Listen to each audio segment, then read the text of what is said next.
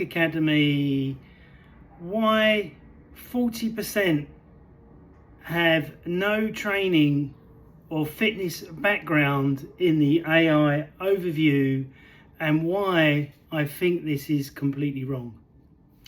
Now, the CHEK program is very in-depth, it's very deep, it goes deeper than deep, and that's why it's a 3-year, or used to be a 6-year program, to learn it all and to get to level 5 master in London like myself. Now, I started working out when I was about 14 properly, but before that I was doing press-ups, sit-ups and all that type of stuff. And my dad bought me my first chest expanders and hand grips and stuff when I was very, very young. But then I got into training when I was 19 properly, started to get into shape and looking really good. Going to Wag Bennett's gym in Wanstead Park, who trained Arnold in the 1970s and got Arnold mega famous. You can Google this about Arnold and Wag Bennett. So in the AI overview, saying that 40% have no background in sports science or personal training or being a fitness person, is really, really very wrong. From a point of view is that, one, you can't charge £400 an hour. Been in the fitness industry for 27 years. I don't know anybody that charges that. Paul Chek charges $700 an hour in the US, but he's at the top of the pyramid of the network marketing system.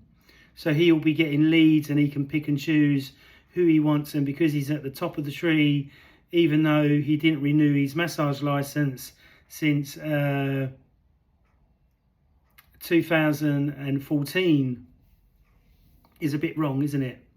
So what I'm going to say about what the AI overview is saying is completely wrong at the moment, purely because to learn anatomy and physiology might take you a year. Then on top of that, you need to learn organs and systems and muscles and program design. Now, when I did Exercise Coach back in 2004, I think it was, that was a very hard course, and I had to learn program design. But I'd already been doing program design to get my body bigger and stronger. I was copying stuff out of the Arnold Encyclopedia and other books that I had from an early age, like Beyond Brawn, which is a brilliant book for gaining size and strength. So I already had a really good foundational background of, over 35 years 41 years of working out now, and 27 years as a PT. But before I embarked on the CHEK program, I'd already been PTing for 3 years. So roughly I'd done my 10,000 hours, and obviously working out my body from age 19 onwards, got very in-depth experience. But even in the gyms, a lot of the stuff that I got told about bodybuilding techniques would work. But it wasn't until I'd done more in-depth studying after the year 2000 that I really learned how to gain size and strength. So learning about the Atlas can be rotated in 30,000 different positions. This can be highly confusing. So how can somebody with no background and don't even know where the Atlas is, how could they even want to get 40% of people with no background in fitness? Now, when I was a mentor, I chatted and helped 15 guys with their businesses and give them genuine good information to help them progress and succeed. But unfortunately, a couple of them wasn't in the fitness industry. So they didn't understand that having a CHEK qualification would not get them into the gym. You have to have a personal trainer diploma, level 3, and fitness experience and insurance before you can ever work in a gym. You cannot just walk into the gym and go there as a CHEK practitioner, unfortunately. And this is the thing that really made me angry when I found out when Phil Lazide said to me, we're going to take anybody on as long as they can pay. So what that meant is that everybody knew was going to be, one, a cash cow, and two, the standards would drop dramatically because they won't be able to do the program designed for the athlete or the footballer. And this is what happened to Nisha, the Pilates woman, is that she called me and we spent probably 3 months going backwards and forwards on calls, chatting to each other. And she was telling me what was going on in the industry, how many contacts she had. But then she said categorically, Scott, I don't know how to strengthen condition people because I've never done it on myself. I've been a dancer, a Pilates instructor, and a yoga person, which I totally understand. You do not understand program design from a strength and conditioning and sports performance way if you've never done it on your own body and you don't understand it. The same as if you go and see somebody and you want to get bigger and more muscular and they're very, very skinny. They don't understand what it takes to push yourself and to design the right program if they've never done it on themselves. So Nisha categorically said to me, oh, I'm training these elite footballers, but I don't know what to do. So she sent me videos of another coach that was training. He had I think he had a degree or something in sports science. But I've seen this many, many times and with physio guys as well, where they don't really understand it to the level that they've done it on themselves enough. So this guy was a sprinting coach apparently, but when I see him training the footballers, he had one footballer, he was on his knees and he was throwing a ball to him to catch. And I'm like, wait a minute, the footballer doesn't want to be on his knees, he wants to be standing up and headbutting the ball. He doesn't want to be catching it with his hands on his chest, because that would be handball. It's not allowed, is it? So there was fundamentally big flaws. And then I've seen guys in the gym that have got sports science degrees and they have no interpersonal skills and their personal training skill was terrible. Or like I had one client come to me that had 27 exercises in his training program. He was in chronic pain. I took all the exercises out and gave him 3 exercises. Then eventually we got him out of pain, got him to lose weight. He got massively stronger and was very, very happy with the program I gave him over the year period that he was with me. Sorry, I've still got this little bit of a cough.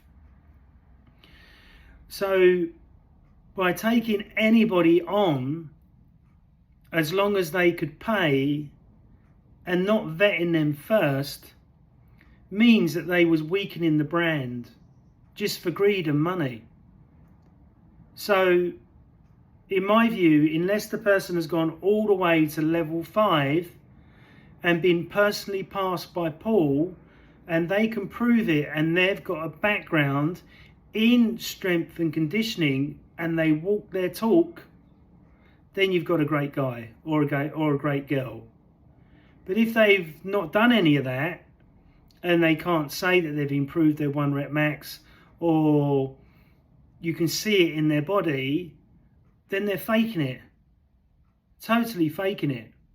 And with the Institute just going after the money was totally the wrong thing to do, in my opinion. But obviously they're worth a huge amount of money, which is great for them. But how many, what's the failure rate?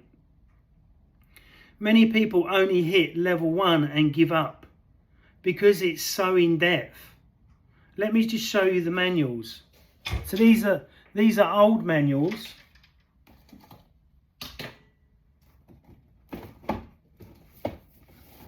So look at how much is in scientific core. No, scientific pack training, sorry. So scientific pack training, look how thick that is. Then we've got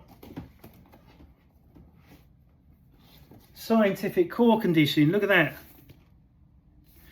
And it's not all in layman's terms, it's all in terms that athletes talk about and other, other professionals in the strength and conditioning world.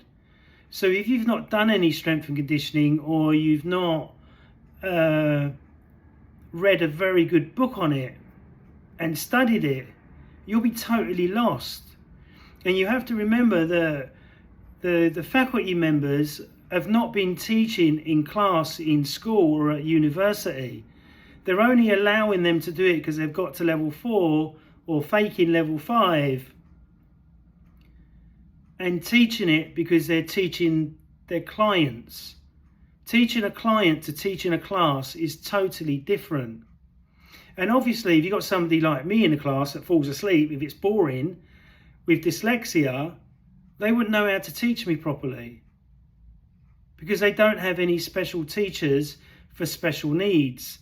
The same as they don't have any special needs allocations on their website. It's totally wrong and abhorrent in my view. So Nisha said to me, right, I'm just a Pilates, yoga and dancer. Knew absolutely nothing about strength and conditioning, but was getting football athletes to train with the CHEK system. Can you see how it's set up for failure? So if somebody's come to me and said, Scott, I want you to train me for strength and conditioning for Pilates, I would go, well, we're going to lift weights. We're not going to use Pilates machines because I don't know how to use them. I've never used them before. So I wouldn't lie just for the money to take on that client. Does that make sense? So I feel that a lot of people want the CHEK bit of paper, right? It has value to the person, but doesn't have value in the market. Doesn't have value in the fitness industry. Because Paul slated everything. Oh, physios are bad, this is bad, that's bad. Everything is bad as far as Paul is concerned, because he wants you to sign up and get in your head, then get in your wallet or purse. And then he said about, if you convince somebody they're going to die, they'll buy from you. I would never do that. If people come to me and say, I've got an ache or a pain, I've got a problem, if I can help, I'll say, yes, we can help. But if I know 100% in my heart that I'm bullshitting them or lying to them, I'll say, go away. Sorry, I can't help you. You got to do it my way or it's the highway. That's just how I work. So what you have to remember is that I can't be a car mechanic, and I can't sign up to be a car mechanic because it doesn't interest me. Does that make sense? And the same with the CHEK program. If you're not working out or you don't have a workout background, you're really not going to get it in your head or understand it in depth enough to ever become a good PT, CHEK practitioner, or whatever you want to call yourself. If you love it, walk it, talk it, and you're training and working out, you will make a fantastic CHEK practitioner. But if you have never done any strength and conditioning with footballers, to be genuine, you would say, sorry, I can't do that. I don't have that qualification. Or is there other people that I can work with and learn from? So let's say if somebody comes to me and goes, Scott, I want to do boxing. Yeah, I've studied boxercise and I know how to punch and I know how to do a hook, jab, uppercut, and I know how to fight because I've done that all my life. But when it comes to competitive competition as a boxer, I would say, hang on a minute, I've got no qualification in that. It's up to you. We can do the best that we can if you're up for that. But go and see somebody else that has a boxing certificate, a full boxing certificate, credited by the boxing federations. So I wouldn't just take that client on just for the money or just because they was a boxer. But if they come to me for the CHEK program because they were injured or something like that, and just say they said, oh, can we do a bit of pad work, Scott? Yes, of course we can. Or if somebody said to me, can we do some self-defense? Yes, of course we can. I've done that for longer than 16 years, defending myself on nightclub doors and pub doors and restaurants and big venues. But I just don't understand why you would say online it's okay for 40% of people that don't have no anatomy, physiology, no degree, and no understanding even how the eyes work, or how the jaw works properly, or what the atlas is, or why your breathing pattern is so important. Yes, you learn amazing stuff, but you're only going to take on so much if you don't have this background in fitness, working out and exercise. And this is why I think Alex McKenzie's system was much better, because when I phoned her to start doing the CHEK stuff, how many clients have you got, where you're working, do you understand anatomy and physiology, and have you been working out for years? Yes, yes, yes. And that's when I started the program. So obviously, in my view, they weakened the brand. Why is a Pilates instructor training footballers when, one, she's a female and she's training males, and two, has no strength and conditioning background whatsoever? When a footballer needs to have speed, power and strength and agility. Is the Pilates machine going to give the footballer agility? No. Is it going to give the footballer speed and power? No. Is it going to build the Pilates footballer muscle mass and bone mass? No, because it's not loaded. Can you see my point? And when I said to her, Nisha, look, even in Paul's manual, the level 4 manual, it says that Pilates is the lowest denominator exercise for conditioning. It doesn't work. So why would she still sell it? Why would she still push it? Because it's all about the money. It's not about genuinely improving them people. And it's about ego as well, isn't it? Oh, I'm a level 3, I'm a Pilates yoga, but now I'm a strength and conditioning person that's never done any strength and conditioning with anybody and doesn't understand it fully. The same as when she said, she's taken it down now, but on her Instagram, she said that she'd worked with over 1,000 back pain patients. Really? So if you work with 1,000 back pain patients as a Pilates, yoga and dancer instructor, that means you're better than the physio. That means you're better than the chiropractor, or you're better than the osteopath, or you're better than the orthopedic surgeon. How can that even be true? It's like me saying, oh, I work with, I learned from Wag Bennett, so I've worked with 1,000 bodybuilders. Unless I had them trophies on my wall or photographic evidence, nobody would ever believe me. And I would never say that anyway, because I'm completely honest. I've worked with photographers, movie stars, pop stars, fashion designers, really high profile people. Have I always got the result? Of course, no problem, as long as they do the work that needs to be done. And Paul Chek said something which is really good. You can design the best program for anybody once you know the whole system, but it depends whether they do it or not. And this is why I always see people one-to-one, because I know that the lateral ball roll is a very hard exercise to do until you've done your 4 to 8 weeks. Then you can master it. Same with balancing on the Swiss ball. 4 to 8 weeks, you've mastered it. Forward ball roll, 4 to 8 weeks, you've mastered it. Because even Charles Poliquin said the Swiss ball is only good for that amount of time. Then it's redundant.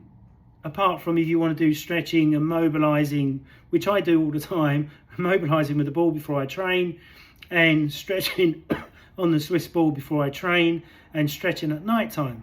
So it has its value, but from a sports conditioning, strength and conditioning point of view, it doesn't work. It only works for a limited amount of time.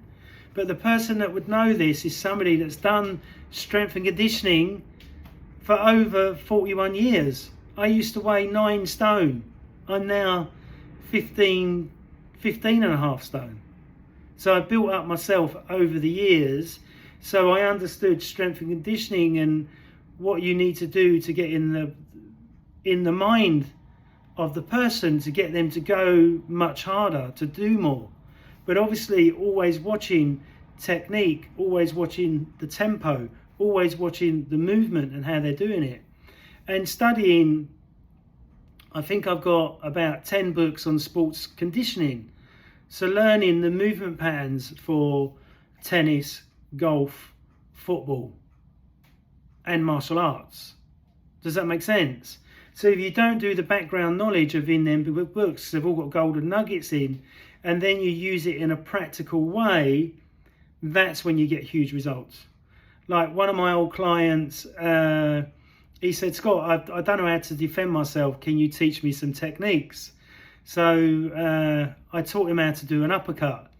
And when he was with Martine McCutcheon, who was in Love Actually, the movie, he had a problem with some paparazzi. There's documented evidence of him doing an uppercut to one of the photographers because he was getting pissed off of them getting hassled by the paparazzi. And when me and Martine went out for dinner locally in Kensington, we was getting hassled, and I just went, look, just go away. Just fuck off before I do something serious. And because I'm a big guy, it works. Do you know what I mean? And Martine, you know, he joked about it with me and stuff like that.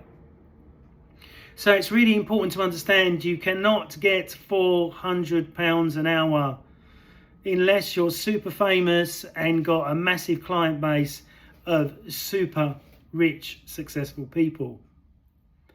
And taking on 40% of people that don't even have a fitness background and don't understand, you say they're a mechanic or they empty bins for a living or they're a painter, it will be really, really hard for them to learn. I'm dyslexic. I found it difficult, even though, you know, I've got a fitness, strength and conditioning background. Been lifting weights all my life. So I hope you've enjoyed this video. The long video has now gone to 922 views. So hopefully before the end of the week, it will hit 1,000 and then it will keep going up. I'm still keep doing blogs and video to inform you. But do you think that a Pilates woman, just comment down below, that somebody that's doing Pilates can strengthen and condition somebody for a high impact sport like football or rugby or martial arts? When Paul Chek himself says in the manual, it's the lowest form of exercise that you can do for any sort of sports conditioning condition. Just makes sense, doesn't it? People do yoga, one, because it's easy, especially if they're hypermobile, and two, because they want to realign and rebalance their chakras. And then the person that's doing Pilates, because Pilates is the buzzword at the moment, like CrossFit was a while ago. And Pilates is quite lazy exercise, isn't it? You're going up and down, it's supporting you, so you can't build muscle, you can't build strength, you can't build your skeletal system. And the system that they use now is totally different to the Pilates that was come out, you know, in the 1950s or 60s. It's totally different. So I hope you've enjoyed this video. I hope it's educated you a little bit. Be careful when signing up for the CHEK program. Make sure you ask all your questions before you do, because you'll be locked in. But remember, the law in this country, you can ask for your money back within 6 years in the UK, 5 years in Scotland. And remember, they're going against trading standards laws on the website, saying that you can't have your money back if you open up a product. And if you download anything, you can't have your money back after 1 hour or whatever. That's completely against the law. So always know your consumer rights. And if you stick to your consumer rights and you're not happy, you should be able to get a full refund. If they don't, just take them to court. That's what I would do. Or just go to Citizen Advice, Trading Standards, report them. They'll soon give you your money back because they're breaking the law. They can't do that. And remember that if you buy a product from the website where it says 3 months to 6 months before you get your product and they want you to pay in advance, remember the law says 30 days. They're breaking the law again. So why would a loving, caring, honest institute, spiritual, be breaking all them rules? I'll leave it up to you. Put your question down below. Thanks very much.